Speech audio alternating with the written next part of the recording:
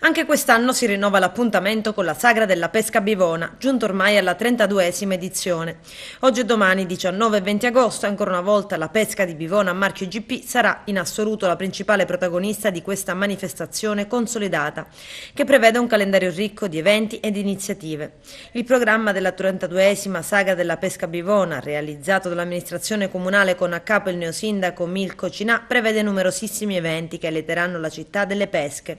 Questo weekend tradizione, sfilate, gruppi folcloristici, gruppi bandistici, circuiti gastronomici, iniziative culturali, musicali e di intrattenimento. I visitatori e turisti provenienti da ogni parte della Sicilia potranno venire a Bivona, sede del Parco regionale dei Monti Sicani, per degustare e apprezzare la pesca a bivone e al tempo stesso per ammirare le bellezze di una cittadina in cui c'è tanto da scoprire e da raccontare. Nell'ambito della Sagra Pesca Bivona si terranno la 36esima mostra mercato dell'artigianato e la 18esima Expo dei prodotti agroalimentari e artigianali dei Monti Sicani. 2 giornate intense e ricche di appuntamenti da non perdere: il laboratorio del gusto curato da Slow Food Sicilia con il patrocinio dell'assessorato regionale al turismo, i percorsi di degustazione della pesca bivona a cura dell'Istituto Alberghiero di Bivona, le degustazioni guidate di vini pregiati siciliani in abbinamento alla pesca bivona, una gara di alta pasticceria con la partecipazione straordinaria di chef e pasticceri di rinomata fama, un Junior Masterchef, laboratori di educazione ambientale